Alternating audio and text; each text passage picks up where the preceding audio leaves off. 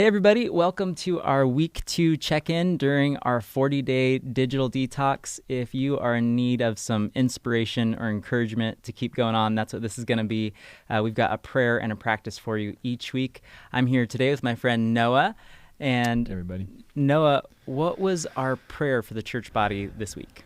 Yeah, our prayer for this week comes from Genesis 2, but it was really that God would help us to be present with the people that he has put us in front of. And so that's what we want to encourage you guys to be doing too this week, is just praying to God, what does that look like for us to be present with the people in our lives, whether that's our family, our friends, our neighbors. How do we do that? And so Genesis 2 is kind of how we arrived at that. Yeah, and if people haven't read Genesis 2, it's short enough. You can easily pull it up, read it. I want to point out 4 things that, in light of the digital detox, I think are going to be helpful for us as we kind of process what we're going through. So the first one of those being just this physical nature of the creation account where God gives man a body. So Noah, would you mind reading verse 7 for us from chapter 2? Yeah, of course. So it says, verse 7, Genesis 2, Then the Lord God formed the man of dust from the ground and breathed into his nostrils the breath of life, and the man became a living creature. I love that. So God taking his creation, the dust of the earth, and forming with intentionality this special creature that was going to be made in his image.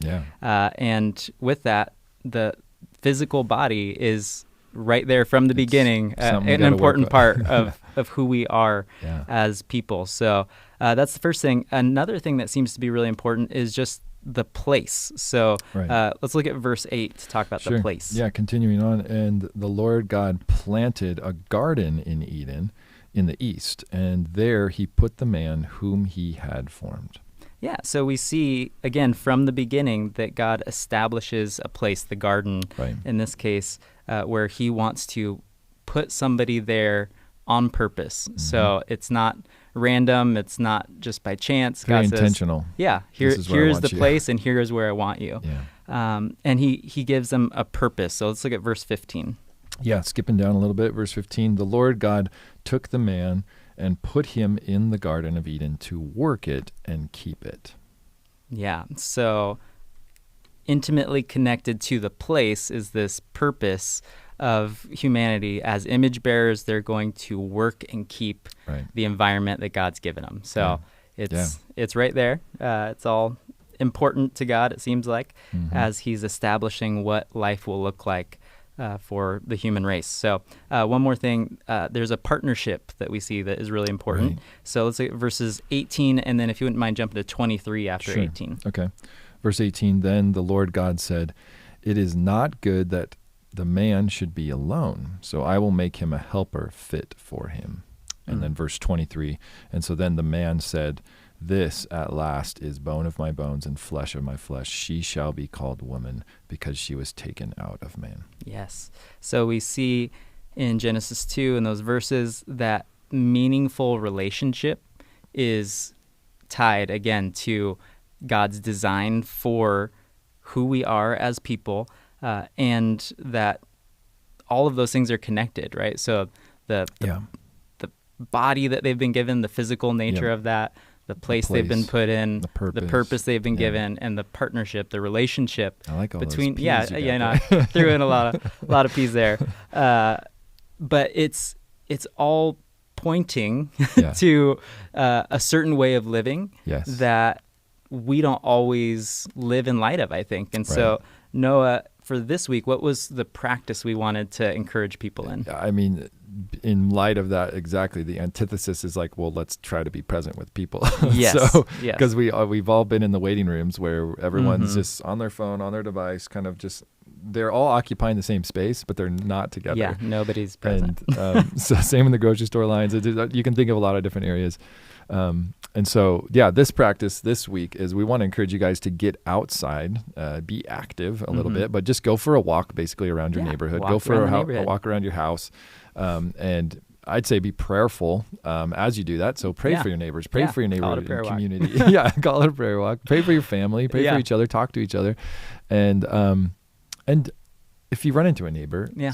say hi. Like, Maybe have a conversation. This is some intentional time, some margin that you're purposely putting in your life to maybe just have those conversations. And on top of that, just be mindful of the public spaces that we're in. And when you're there with other people, God has placed you there, like you said, with these people for a purpose. And so it's a good reminder to say, hey, I'm not going to be on my device in these moments or in these places and spaces when I'm in the grocery store, when I'm walking around the neighborhood. So, but yeah, that's the challenge for this week. Spend some time walking around your neighborhood, talking to your family, talking to your neighbors, praying.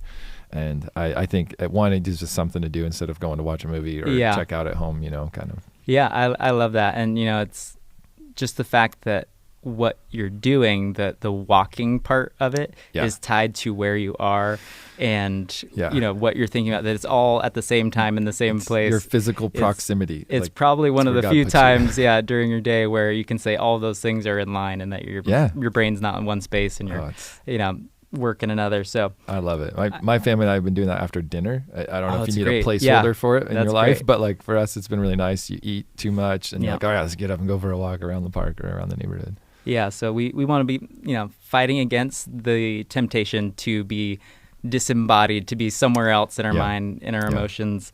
And we want to instead encourage everybody to just grow into being present people as these creatures that God has made with limitations to where we can be at one given time. And so, go on a walk, keep fighting the good fight for the digital detox as long as you can. And we want to see just the beauty of how God has made us and how we can lean into that versus maybe fighting against it at times. So I love it. Thank you. Yeah. This week too, everybody keep going. You can do this. I hope you're finding a great blessing in it. And as you go, know that there's a lot of grace. So we look forward to checking in again next time. But for now, go enjoy the goodness of God. God bless you guys.